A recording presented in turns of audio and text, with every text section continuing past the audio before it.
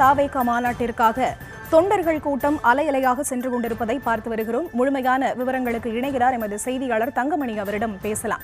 வணக்கம் தங்கமணி. அதிகாலையிலேயே தொண்டர்கள் கூட்டம் இந்த தாவேகா மாநாட்டிற்காக சென்று கொண்டிருக்கக்கூடிய காட்சிகளை நம்மால் பார்க்க முடிகிறது. தற்போது வரை எத்தனை பேர் அங்கு வந்திருப்பார்கள் என்று கணிக்கப்படுகிறது? வணக்கம். இன்றைய தினம் மதுரையில் தமிழக வெற்றி கழகத்தினுடைய 2வது மாநில மாநாடு என்பது இன்று மதியம் துவங்க இருக்கின்றது.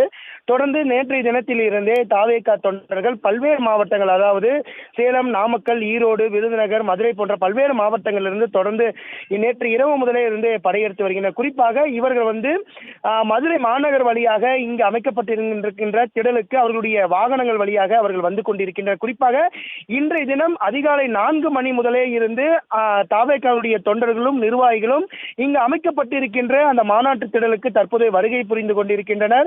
அதிகாலை என்பதை கூட பார்க்காமல் தற்போது அவர்கள் தன்னுடைய